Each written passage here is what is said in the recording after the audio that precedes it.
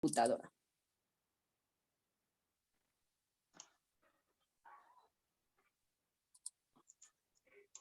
Buenas tardes, profesora. Antes de comenzar, le comento que la siguiente entrevista tiene como objetivo analizar la perspectiva que tiene el docente sobre la educación a distancia y la educación virtual. Forma parte de un proyecto final del módulo Diseño Curricular en Educación a Distancia del Diplomado en Planeación y Diseño Curricular. Su aportación será únicamente con fines académicos. Antes de comenzar con las preguntas, le pediría si puede decir en qué nivel de estudios imparte clases y el nombre de las asignaturas. Hola, ¿qué tal? Buenos días, mi querida Fátima. El nivel de estudios en el que imparto es en doctorado y licenciatura. La materia a la cual tengo asignada, pues, es la de Introducción al Estudio del Derecho. Muchas gracias. Nuestra primera pregunta es, ¿cómo se lleva a cabo el proceso de enseñanza y aprendizaje en la educación virtual? Bueno, la plataforma contiene tanto materiales como indicaciones de las actividades a realizar para que los alumnos las resuelvan con base en los materiales y las suban a la plataforma para que el profesor a distancia evalúe tanto el contenido como la forma de la actividad y en el apartado de comentarios, pues realice una retroalimentación al estudiante, pudiendo solicitarle la adecuación a la actividad para que tenga una segunda oportunidad de entrega. En algunas unidades, el profesor abre un foro con preguntas abiertas para que los alumnos puedan participar y así hacer la retroalimentación a sus compañeros. Y el profesor sirve como moderador de dicho foro, en el cual también puede retroalimentar a los mismos estudiantes. Perfecto. ¿Cuál es la importancia de ofrecer servicios educativos de manera virtual en el contexto actual? Bueno, hoy en día y debido a la situación global que se ha vivido respecto a la pandemia, pues las plataformas virtuales jugaron un papel muy importante en la educación en general a nivel mundial. ¿Sí? Estas herramientas digitales deben de ser desarrolladas y perfeccionadas constantemente para que muchas personas puedan accesar a las instituciones de educación que más les convengan, aun si éstas se encuentran en otra entidad federativa o incluso en otro país. Ofertar este tipo de educación pues abre la posibilidad tanto a la institución como a los alumnos de redistribuir su tiempo con base en la facilidad de esta modalidad a distancia. Bueno, toda vez que las actividades cotidianas y las vicisitudes son un factor determinante, pues para poder llevar a cabo una actividad académica adecuada y no claudicar en el intento, ¿no? Más que nada. Perfecto. ¿Cuáles son las diferencias que hay dentro de la educación presencial y la virtual? Bueno, en ambas existen sus pros y sus contras, pues de las dos modalidades. El estar a distancia, pues permite una organización más eficaz y eficiente. El tiempo se aprovecha pues mucho mejor, ya que no se pierde tiempo en el traslado hacia la institución y solo se requiere tener una conexión Wi-Fi, pues para poder enlazar en la plataforma, ¿bien? Lo importante en este tipo de actividades virtuales, pues es la adecuada administración de tiempo, ya que la responsabilidad del estudiante hacia su educación profesional, pues es de un 80/20 aproximadamente, ¿no? 80% del estudiante y 20% de la institución o más bien del profesor. ¿Sí? Las sesiones sincrónicas quedan grabadas y el alumno en cualquier momento libre que tengan, ¿sí? Las puede revisar en la plataforma. Se desarrolla completamente la capacidad del autoaprendizaje en el estudiante, a distancia, y la pericia para manejar las diferentes herramientas de las tecnologías de la información. Por otro lado, en la educación presencial, pues el seguimiento académico es mucho más interactivo, ¿sí? El estudiante puede con el profesor las veces que sean necesarias y este estará en la posibilidad de, pues, de supervisar directamente un aprendizaje efectivo del alumno. La atención de ambas partes es mucho más directa y las formas de evaluación, pues, son mucho más variadas. La interrelación es importante y eso permite una socialización eficaz pues entre estudiantes y el profesor, obviamente, ¿no? Muchas gracias. La siguiente pregunta sería, ¿cómo se lleva a cabo una planeación didáctica en la educación a distancia?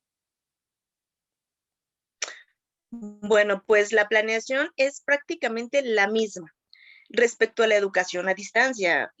Con base a mi experiencia, bueno, pues te puedo decir que incluso es repetitiva, pues las indicaciones y calendarios ya están contenidos dentro de la plataforma.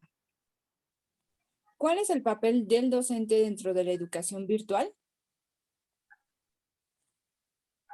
Bueno, el docente o asesor tiene un papel diferente en la educación a distancia.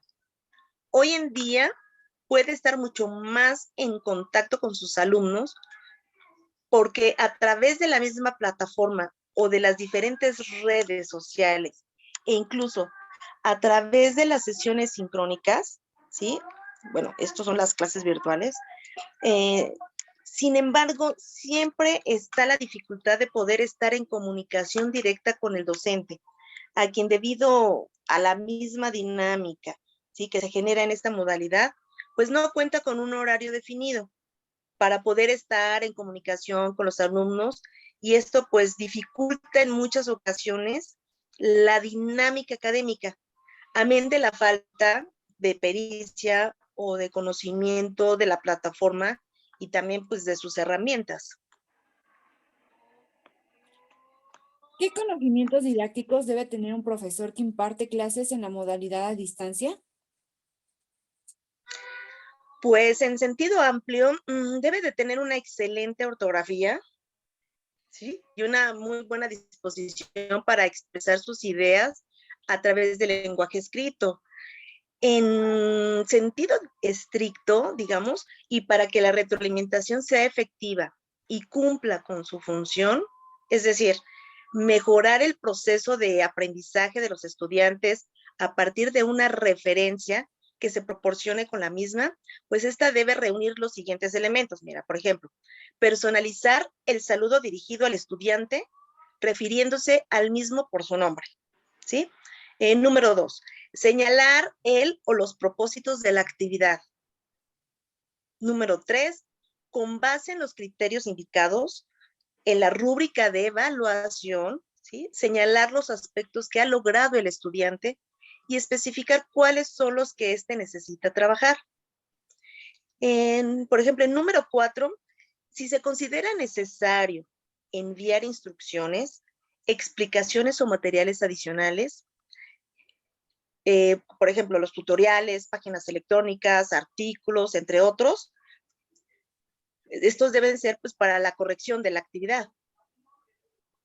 ¿Cuál es el papel del alumno dentro de la educación virtual?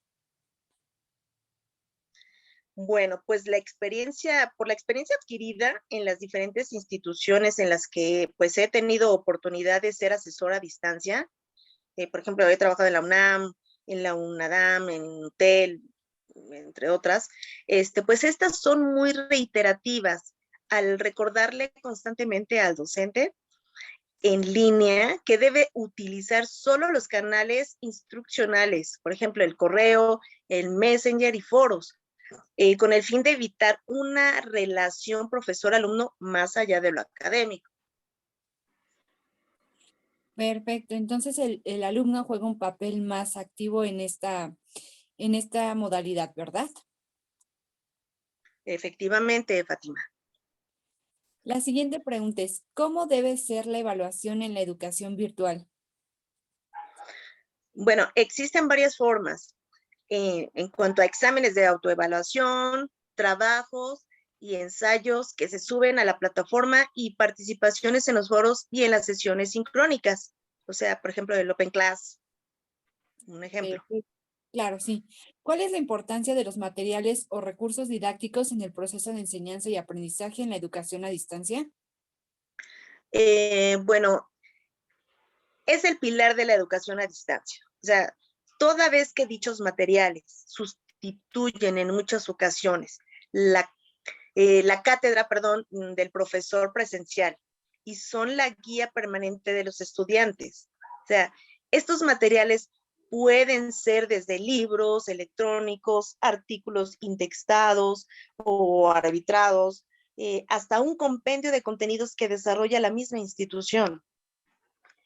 Por último, y ya para finalizar, ¿nos podría decir en su experiencia 3 ventajas y 3 desventajas de la educación a distancia? Claro que sí. Mira, por ejemplo, ventajas. Uno, no sé, el tiempo tanto para el estudiante como para el docente. Esa es una ventaja. Número dos, el ritmo de aprendizaje, el cual se deposita en el alumno. Número tres, los materiales permanentes de apoyo. Esos están fijos. Las desventajas que veo yo, bueno, pues uno, la falta de atención por parte del docente, ¿no? Del mismo docente. Número dos, no sé, la mala administración del tiempo por parte del alumno. Número tres, el sentimiento de abandono por parte del alumno respecto a la institución. No es la misma conexión, ¿no? Que la parte presencial. Muchísimas gracias, profesor. Estas fueron nuestras preguntas. Damos por finalizada la entrevista y pues le agradezco el tiempo que esté disponible para esta.